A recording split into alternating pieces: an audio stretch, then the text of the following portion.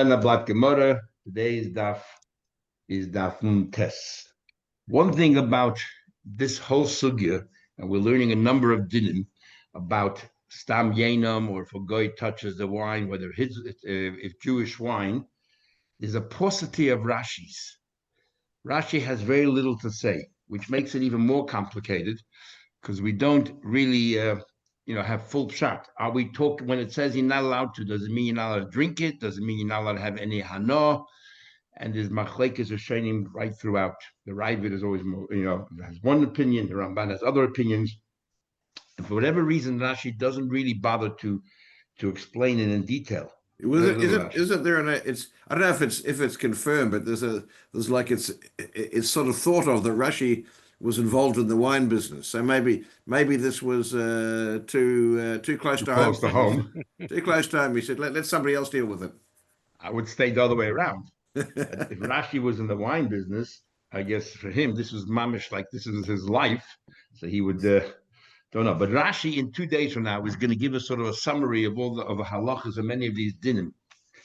But I don't know why. I'm not saying I know why. I don't know why. And Tesis, the Tesis on Avodah Zarah is not the regular Tesis. It's written by a different Bala Tesis, and you see the style is also different. There's a lot more pshat here, trying to understand the Gemara. Okay, so let's go to next case. Rab Chia bar Abba Ikla leGabla. He once came to the city of Gabla. And Chaza, he saw a couple of things. He noticed, number one, B'nai Yisrael, that the Jewish girls, the Ma'abran, they were falling pregnant. Notice they married, looks like, Goyim, Shemalu v'loy Tavu. We learned about this a few days ago. They were in the process of going through Geiras, but they didn't complete their conversion. And we know that because she's probably only once every fortnight as well. If somebody can please mute themselves. If doesn't matter. She doesn't matter. Well, she could stay longer. Harvey. Harvey. No. If okay, I'll be in touch with you. Harvey, turn your microphone off. Yeah, please put I'll be in touch. Okay. Anyway, so they were marrying these goyim who were going through the process of conversion, but didn't complete it. And we learned before that mol v'loy toval, if you mal it without tefillah, you're not a full-fledged Jew.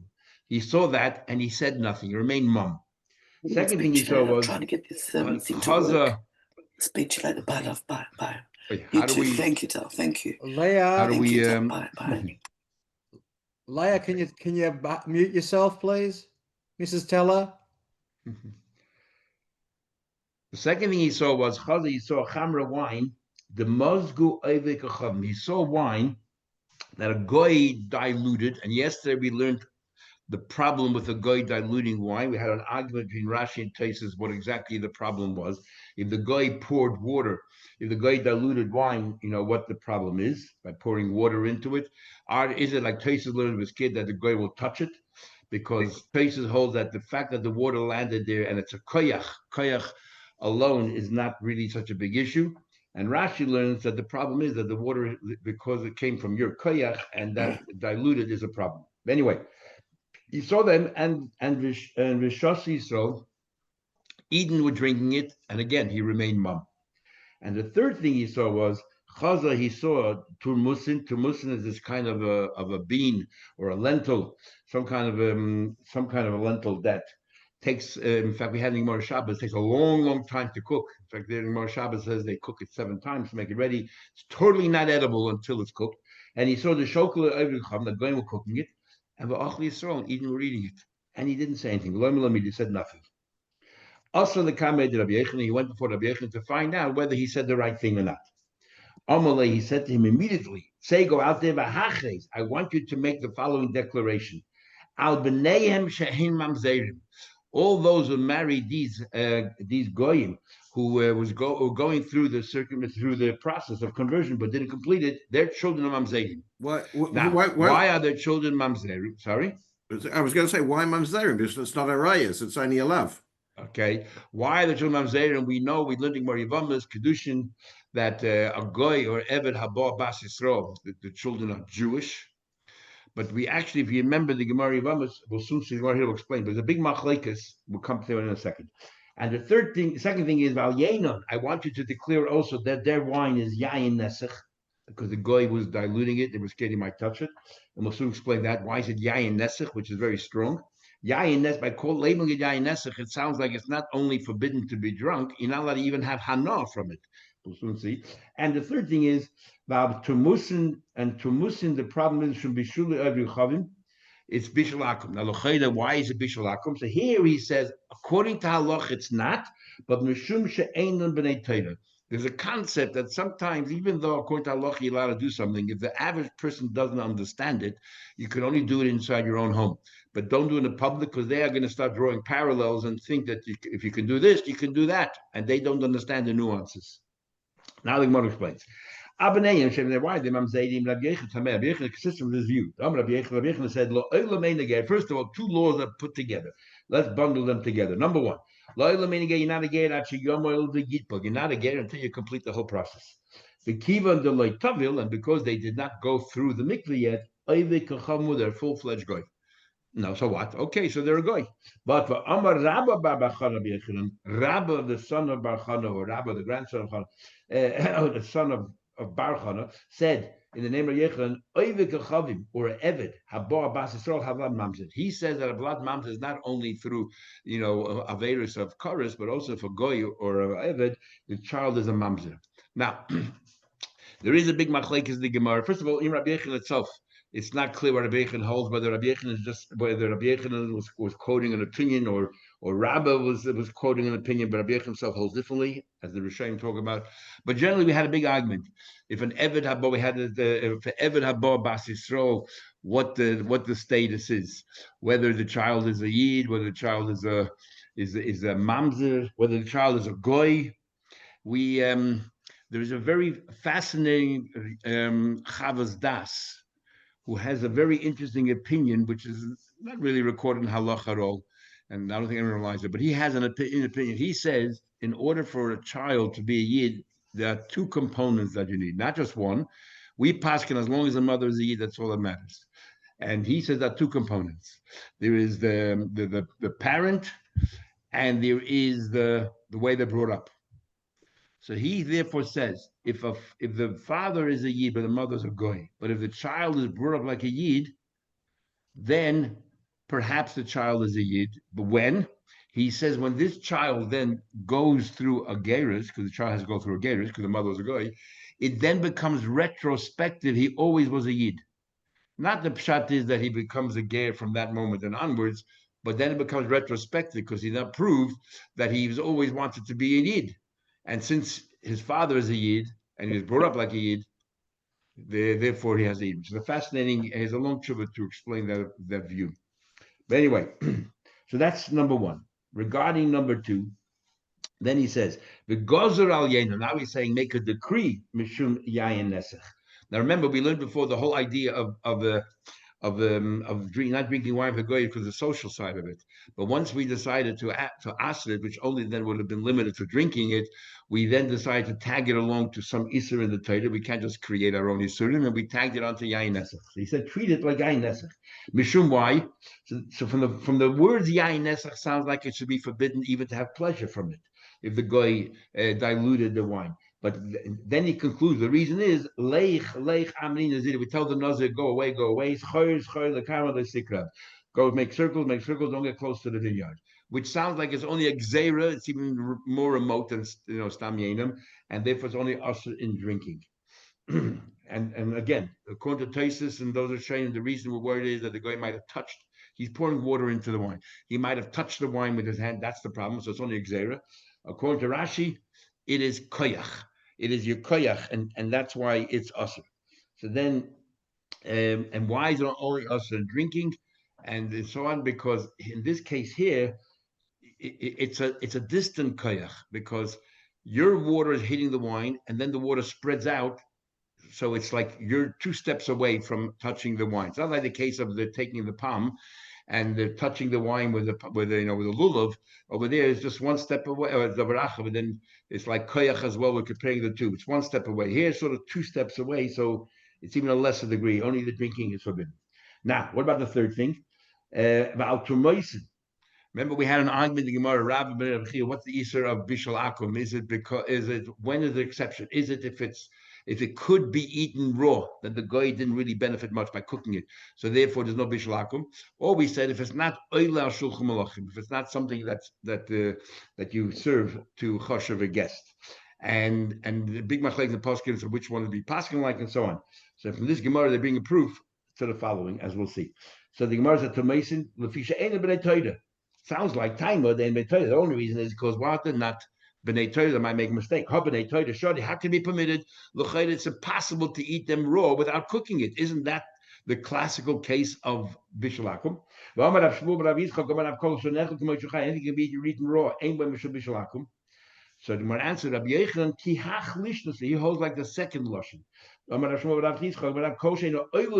it's not something you would serve guests in the lapas by the pasta eat together with bread,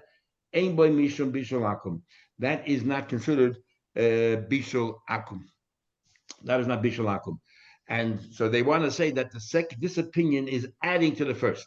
In other words, it's coming to be lenient. Even if it's something that raw you couldn't eat, and therefore should be considered bishul akum. But if it's not oila shulchan lachim, it isn't. The big machlek is in pasuk when we say something is not oila shulchan lachim. Do we look at the particular thing you made or that species? Like potatoes. Potatoes could be very chashuv. It could be a main meal, goes with your bread and everything else. So what about potato chips? Potato chips is a snack, but it's made out of potatoes. So do we say it's potatoes and therefore there's a problem of bishul akum, or do we look at what the end product is? Shimon Cowan told me that when Prince Charles came to visit his father, Zalman, and when he was, before he was married, he came here and his father served him Coke and potato chips. So we know now for a fact that potato chips is oila shulchan malachim. Especially now, he's King Charles.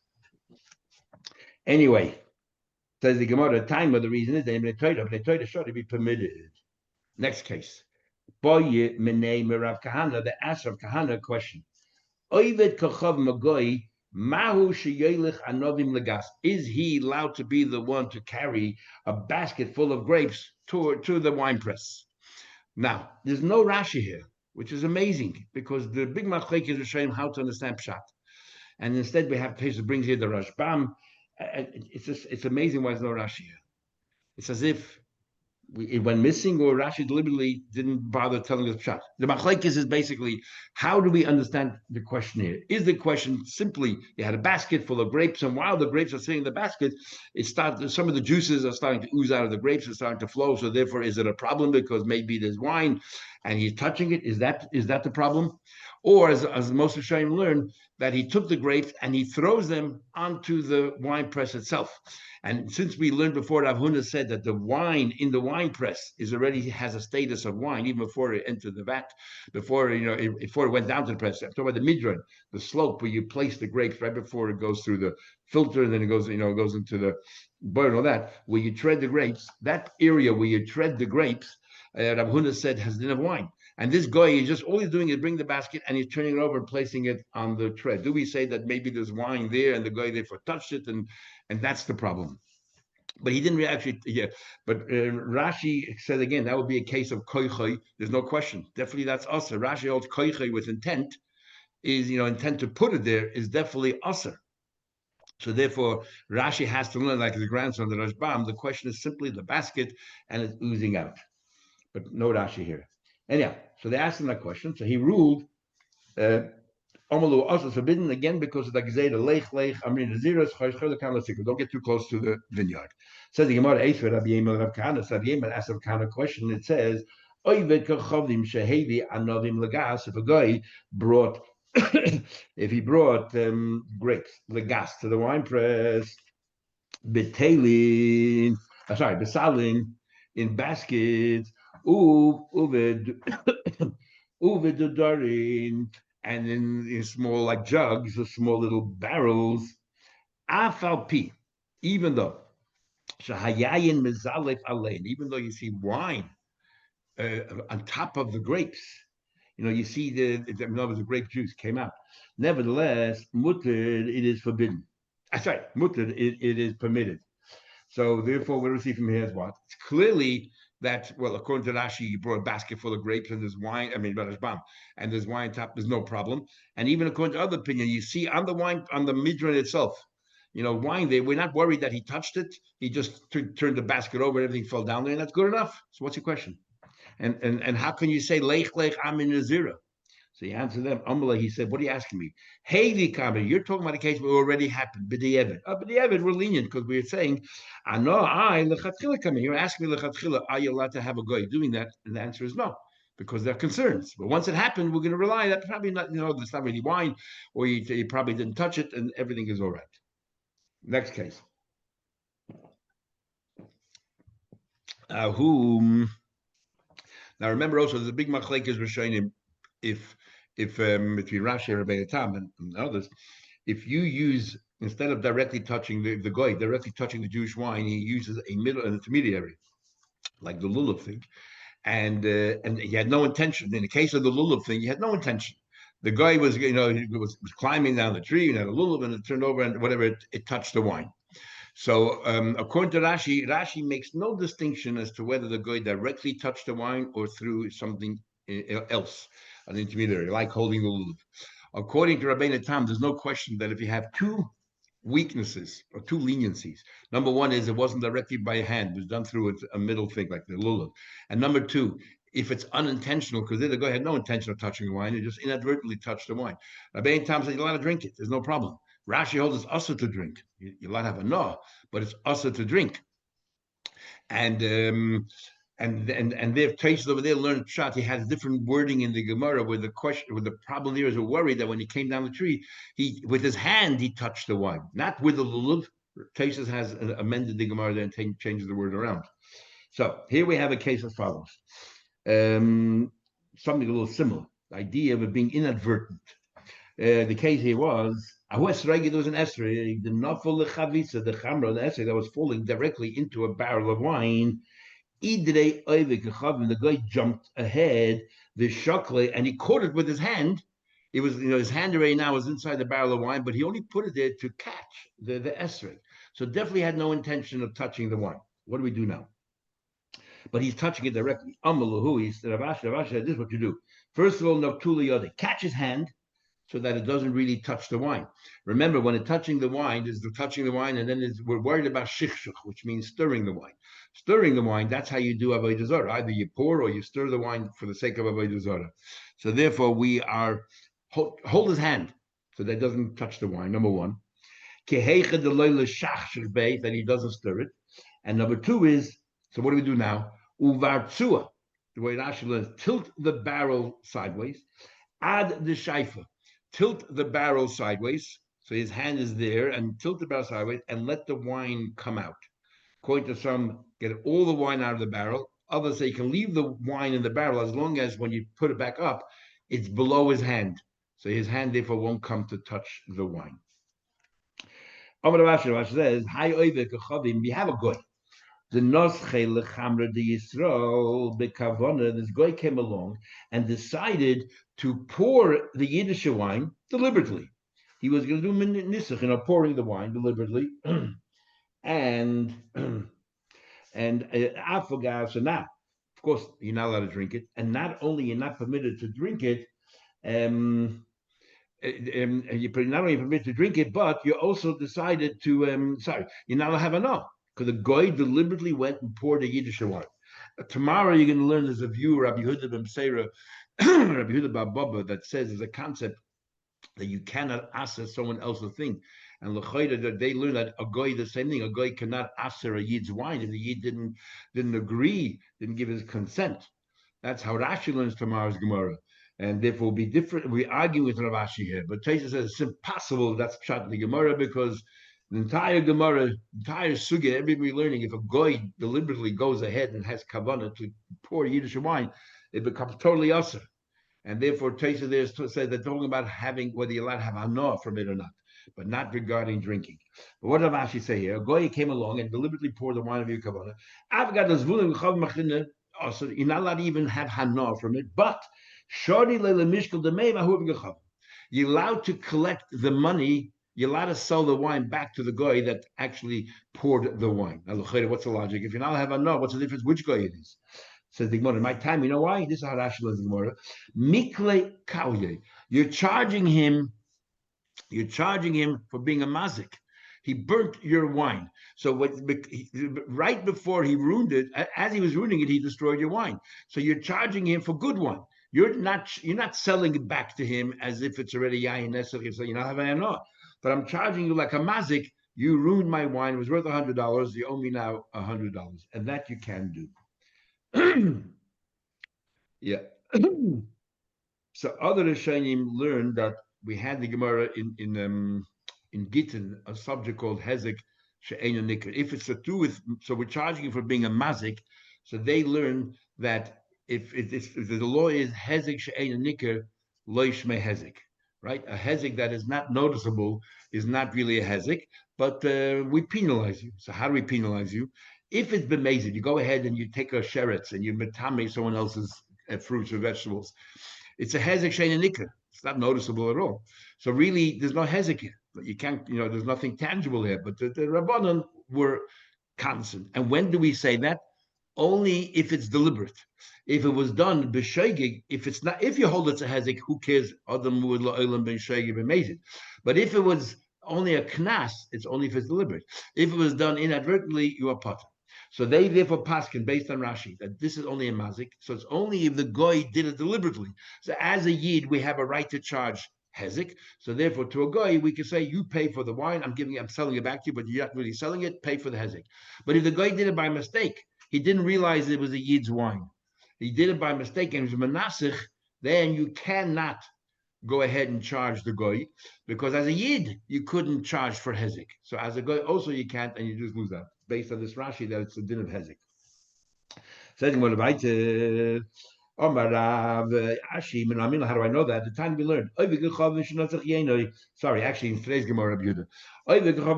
that poured out the wine of the yid, then the din pour it. The din is that if you pour wine, when is it yayin nesach? Only if it's done in front of Avodah Zarah. Okay, that's the normal way. You do it elsewhere, and you're pouring it for Avodah Zarah. That's not the way they do it. And then the idea of shikshuch, which is stirring, that doesn't matter where you do it. Wherever you do the shikshuch, it is asr, even in your own house, not before Avodah Zarah. So they say, if a guy went ahead and poured wine of a yid, not in front of Avodah Zarah, asr is forbidden. Rabbi Yehuda ben Baba, because that's what we learned till now. Rabbi Yehuda ben Baba comes along, and Rabbi Yehuda ben Said and Matidin, they say that it's mutter. Why? Mishum shnei dvarim. For two reasons, it is mutter, and the reason is the following. Echad, first of all, she'ein menaschen mayin ela b'fnei Rechavim. That you don't pour wine only in front of Avodah Zarah. Number one, and the second thing is.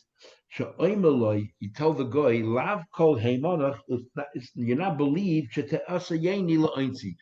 you can go ahead and aser my wine against my will. In fact, we learned that before. A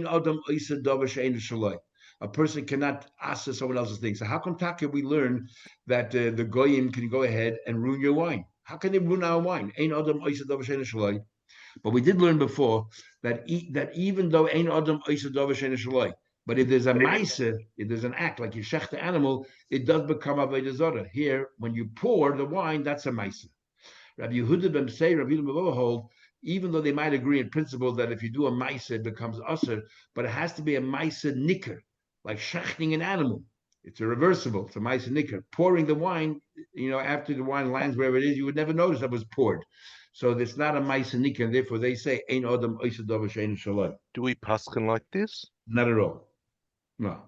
And even Rav Ashi doesn't pass like him.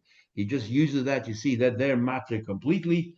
And therefore, I'm going to take my cue from them, and I'm going to say at least that it's mutter baha. You're allowed to sell it back to the goy.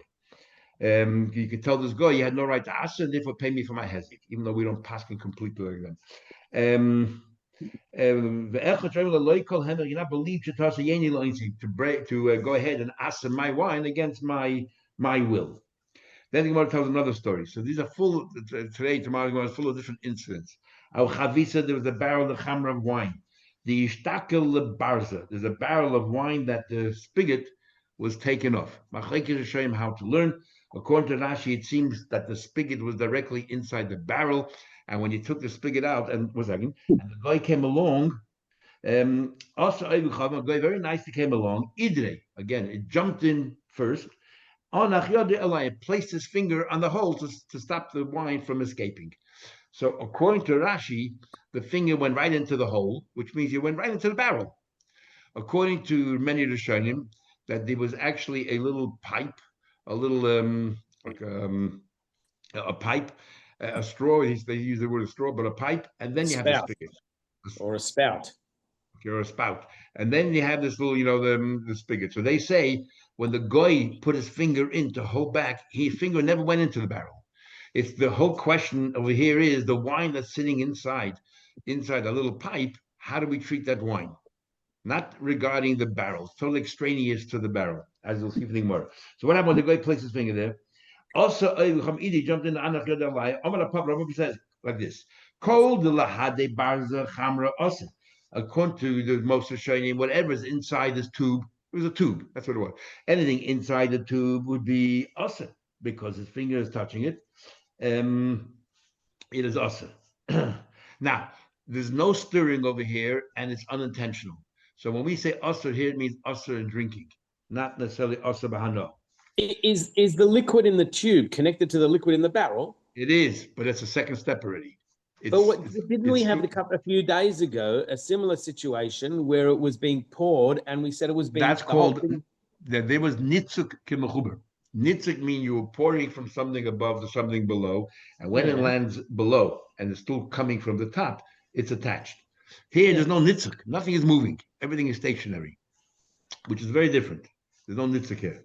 Well, it's stationary. You just said it had been taken off, and he put his finger to stop it pouring out. Exactly. So the wine now is standing still.